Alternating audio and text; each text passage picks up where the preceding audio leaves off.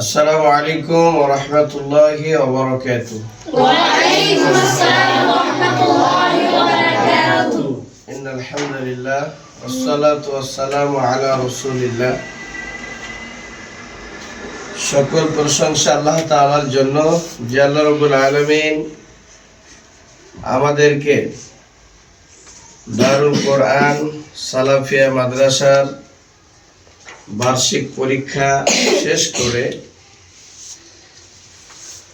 ছুটিতে আমাদেরকে বাড়ি যাওয়ার একটা সুযোগ করে দিয়েছেন। সে আল্লাহ রাব্বুল আলামিনের আমরা শুকরিয়া জ্ঞাপন করছি। আমরা পড়ি আলহামদুলিল্লাহ। তারপরে অসংখ্য দরুদ ও সালাম বর্ষিত হোক রাসূল করিম সাল্লাল্লাহু আলাইহি ওয়াসাল্লামের প্রতি।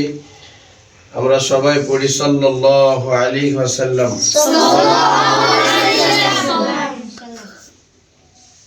আমার স্নেহের ছাত্ররা, আমি তোমাদেরকে লক্ষ্য করে কয়েকটি উপদেশ পেশ করতে চাই। যে আমরা যারা মাদ্রাসায় এসেছি, আমরা সকলেই হচ্ছে আল্লাহর সৈনিক, কোরআনের সৈনিক, ইসলামের সৈনিক। একজন ইসলামের সৈনিক মাদ্রাসা থাকলে ভালো কাজ করবে, লেখাপড়া করবে, বাসাতে গিয়ে করবে না, এমনটা হতে পারে না। ঠিক আছে? এই জন্য তোমাদেরকে আমি অনুরোধ করবো, প্রত্যেকটা ছেলে মাদ্রাসাতে যেমনটি নিয়ম তান্ত্রিকতা মেনে চলাচল করেছ, নামাজ কালাম পড়েছ, লেখাপড়া করেছো, ওস্তাদের কথা মেনে চলেছ, অনুরূপ বাসাতে গিয়ে ঠিক তেমনই তোমাদেরকে চলাচল করতে হবে, লেখাপড়া করতে হবে, নামাজ পড়তে হবে, মানুষকে সালাম কালাম দিতে হবে। ঠিক আছে না? আমরা মাদ্রাসায় কাজ করব, কিন্তু বাসাতে গিয়ে কাজ করব না, তাতে কি ভদ্রতার পরিচয় পাবে? তোমরা পাবে? পাবে না। আমরা এখানে কি শিখেছি, কি আদব, আখলাক, শিষ্টাচার, এটা জাতির সামনে পেশ করতে হবে এবং জাতিকে দেখাতে হবে যে হ্যাঁ, ইসলামী মাদ্রাসাগুলো এবং হেফজখানাগুলো মানুষ তৈরি করার একটা কারখানা, আর শিক্ষকরা হচ্ছে কারিগর। এটা জাতিকে দেখাতে হবে। কিন্তু এখানে নিয়ম শৃঙ্খলার ভিতরে থাকবে, বাসাতে গিয়ে থাকবে না, তখন মানুষ মনে করবে যে কেন তোমাকে মাদ্রাসায় পাঠাইছে, কি করেছো, তোমাদের ওস্তাদ কি পড়াইছে, কি আদব কায়দা তোমাদের দিয়েছে। তোমাদেরকে আদব কায়দা, শিষ্টাচার কিছু শিখায়নি, সালাম কালাম শিখায়নি। তাতে কি হবে? তোমাদের বদনাম আসবে, শিক্ষকদের বদনাম আসবে, প্রতিষ্ঠানের বদনাম আসবে। এটাকে আমরা চাই কখনো? আমরা এমন ব্যবহার করব, আমরা এমন আখলাক মানুষকে দেখাবো, এমন আদব ভদ্রতা দেখাবো, যাতে মানুষ আমাদের আখলাক, চলাফেরা, উঠা বসা দেখে মানুষ কি হয়ে যায়, মুগ্ধ হয়ে যায় যে ছেলেটার নাম কি, ছেলেটার বাবার নাম কি, বাসা কোথায়, ছেলেটা এত সুন্দর, এত ভদ্র। তোমার জন্য মানুষ এমনিতেই তখন দোয়া করতে থাকবে। আর তোমার আচরণে যদি মানুষ কষ্ট পায়, তখন তোমার বদনাম হবে, তোমার পিতামাতার হবে, এলাকাবাসীর হবে, ওস্তাদের হবে, মাদ্রাসার হবে। তো আমরা এরকম বদনাম আসুক, এটাকে চাই বাবা? এই জন্য তোমাদেরকে অনুরোধ করে বলবো, আমরা বাড়িতে গিয়ে বেশি বেশি সালাম দেব, লেখাপড়া করব, কোরআন তেলাওয়াত করব। এছাড়া অন্যান্য যে সাবজেক্টগুলো আছে, এই সাবজেক্টগুলো আমরা একটু বেশি বেশি পড়ব। এবং তোমরা পড়তেছো, তোমাদের যারা সাথী ভাই আছে, পাড়া প্রতিবেশী আছে, তাদেরকেও তোমরা লেখাপড়া করার জন্য উদ্বুদ্ধ করবা, তাদের মা বাবাগুলোকে বলবা। ঠিক আছে? পারলে দু একজন ছাত্র তোমাদের সাথী ভাইকে সাথে করে নিয়ে আসবা, যে আমরা পড়তেছি, তোমরা পড়ো। আমরা অমুক প্রতিষ্ঠানে পড়ি, দারুল কোরআন সালাফিয়া মাদ্রাসায় পড়ি, এখানে লেখাপড়া ভালো হয়, খুব চাপের ভিতরে রাখা হয়, নিয়ম শৃঙ্খলার ভিতরে রাখা হয়। আমরা পড়তেছি, আপনারাও আসেন, আপনাদের ছেলে মেয়েগুলোকে পড়ান। এভাবে প্রত্যেকটা গার্জিয়ানদেরকে তোমাদেরকে বলতে হবে। না পড়ুক, না আসুক, কিন্তু এই লেখাপড়ার ইসলামের বাণীটা তোমাদেরকে ছড়িয়ে দিতে হবে।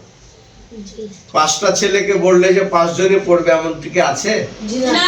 এমন এমন নবী এসেছেন 1000, 1500, 500, 700 বছর, 1000 বছর পৃথিবীতে বেঁচে থেকে 1 বা 2 জনকে হেদায়েত করতে পারছে, ইসলামের পথে আনতে পারছে। কোন কোন নবী একা একা উঠবে, হ্যাঁ, তুমি বললে যে আসবে, এটা আসবে, এটা নয়। 5 জন 10 জনকে বলতে বলতে একজন কবুল হবে। হ্যাঁ, ওকে যদি তুমি ইসলামের পথে নিয়ে আসতে পারো তাহলে তোমার অনেক উপকার হবে ইনশাআল্লাহ। আমার স্নেহের ছেলেরা ও ছাত্ররা, আমি তোমাদেরকে ছেলের মতো সম্বোধন করে বলি এবং ভালোবাসি, এটা তোমরা জানো। তো যাই হোক, তোমরা বাসাতে যাবে। দারুল কোরআন সালাফি মাদ্রাসা আমাদের আজকে ছুটি হতে যাচ্ছে 29শে নভেম্বর। তো আমি যে কথাগুলো তোমাদেরকে বললাম সবাই পুঙ্খানুপুঙ্খানুভাবে মানার চেষ্টা করবে। পারবো তো আমরা ইনশাআল্লাহ? আর তোমরা এই প্রতিষ্ঠানের জন্য একটু দোয়া করবে। যে উস্তাদগণ আমরা তোমাদেরকে পড়াইছি, আদর স্নেহ দিয়েছি, এই জন্য তোমরা একটু দোয়া করবে। এই পড়াতে গিয়ে তোমাদেরকে ঠিক রাখার জন্য অনেক সময় তোমাদেরকে একটু মাইর দিয়েছি, কখনো গালি দিয়েছি, কখনো বকা দিয়েছি। এগুলো নিয়ে মন খারাপ করতে হয় না বাবা, বুঝতে পারছো? এগুলো নিয়ে কি করতে হয় না, খারাপ করতে হয় না। আমরা যে বাসাতে থাকি, আমাদের বাবা মা আমাদেরকে বকা দেয় না, একবার মাইর দেয় না, তো ওটা মনে করবা। আমরা যদি তোমাদেরকে বকা দিয়ে থাকি বা মাইর দিয়ে থাকি বা শাসন করে থাকি, এটা তোমাদের কল্যাণে করেছি। কাদের কল্যাণে? তোমাদের কল্যাণে। এই জন্য আমরা শিক্ষক হয়েও তোমাদেরকে, যেটা আমরা বাসায় যাচ্ছি, কেউ তো মরে যেতে পারে, কেউ বেঁচে থাকতে পারে, আর কোনো গ্যারান্টি আছে কি?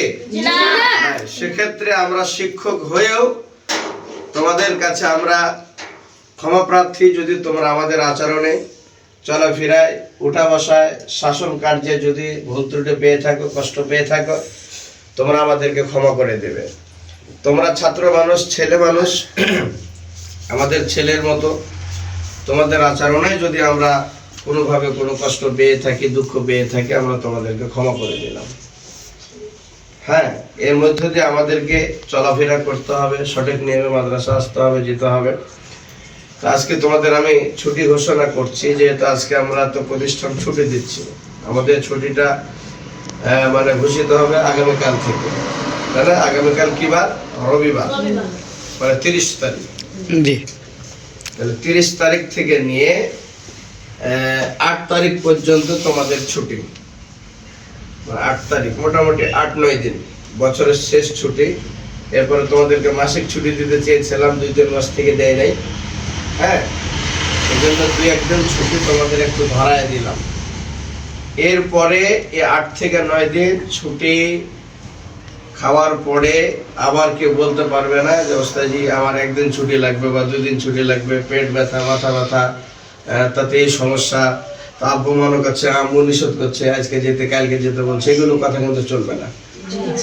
কথা বুঝেছ? হ্যাঁ, তাহলে তোমাদের কয় তারিখে মাদ্রাসা আসতে হবে? 8 তারিখ সোমবার সন্ধ্যার আগে, মানে আসরের সময় তোমরা কোথায় চলে আসবে? মাদ্রাসা। কোন মাদ্রাসা? দারুল কোরআন মাদ্রাসা। কি করতে হবে?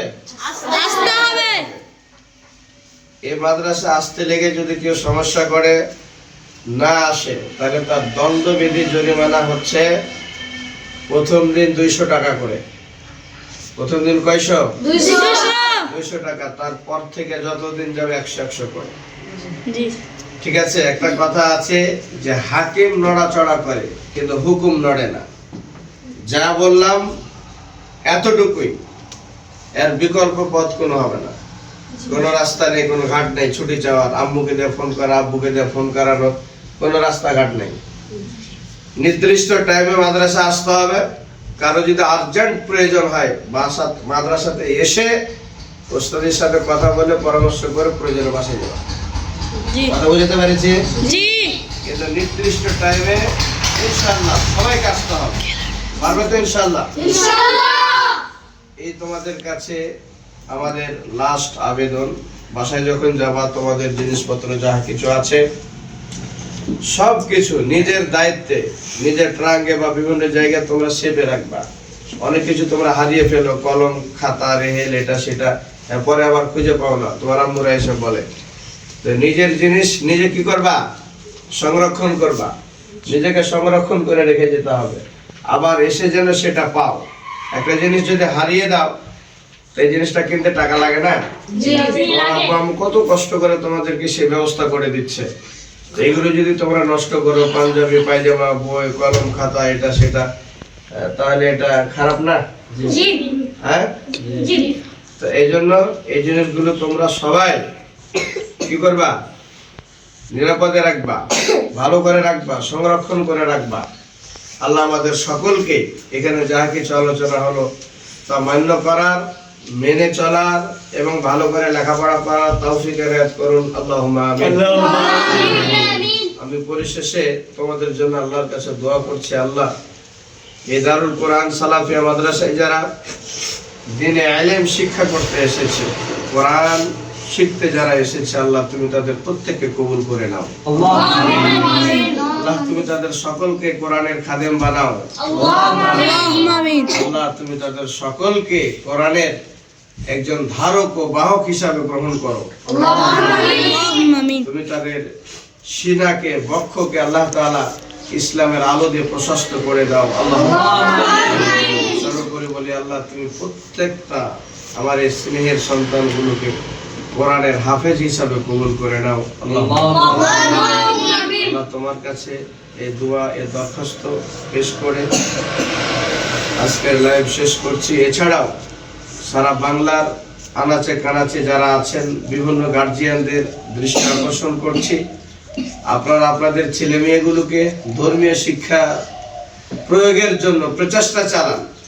ধর্মীয় শিক্ষা না দিলে একজন ব্যক্তি কখনো সোনার মানুষ হতে পারে না। আমরা স্কুল, কলেজ, ভার্সিটিতে ছেলে মেয়েদের পড়ায় মনে করি যে সোনার ছেলে বানিয়েছে, না, এটা সোনার ইসলামিক শিক্ষা ছাড়া, ধর্মের শিক্ষা ছাড়া, আল্লাহর শিক্ষা ছাড়া, কোরআনের শিক্ষা ছাড়া একজন মানুষ সঠিক মানুষ হতে পারে না, সোনার মানুষ হতে পারে না, এটাকে মানুষ হিসাবে যোগ্য করে গড়ে তুলতে পারে না। এই জন্য প্রত্যেকটা গার্জিয়ানদেরকে বলবো, আপনাদের সন্তানগুলোকে প্রতিষ্ঠানে পড়ান, ইসলামিক মাদ্রাসাতে পড়ান, হাফেজিয়া মাদ্রাসাতে পড়ান, কোরআনের হাফেজ বানান, আলেম বানান। তাহলে আপনাদের মর্যাদা বুঝবে, তাহলে আপনাদের সম্মান বুঝবে। স্কুল, কলেজ, ভার্সিটিতে পড়ায় আপনাদের সেই সম্মান মান মর্যাদা বুঝবে না। সুতরাং উদারত আহ্বান জানাচ্ছি, আপনারা আপনাদের ছেলে মেয়েকে আমাদের উক্ত প্রতিষ্ঠানে 2টি শাখা রয়েছে, বাদক এবং বালিকা শাখা রয়েছে, ভিন্ন ভিন্ন শাখায় আপনাদের ছেলে এবং মেয়েগুলোকে ভর্তি করতে পারবেন ইনশাআল্লাহ। আমরা স্ক্রিনে যোগাযোগ নাম্বার দিয়ে দিব, সেখান থেকে আপনারা যোগাযোগ করে আপনাদের ছেলে মেয়েগুলোকে অতি তাড়াতাড়ি আমাদের প্রতিষ্ঠানে ভর্তি করবেন, এই আশা ব্যক্ত রেখে আজকের আলোচনা এখানে শেষ করলাম। ওমা আলাইনা ইল্লাল বালাগ। সুবহানাকা আল্লাহুম্মা ওয়া বিহামদিকা আশহাদু আল্লা ইলাহা ইল্লা আনতা আস্তাগফিরুকা ওয়া আতুবু ইলাইক। আসসালামু আলাইকুম ওয়া রাহমাতুল্লাহি ওয়া বারাকাতুহু।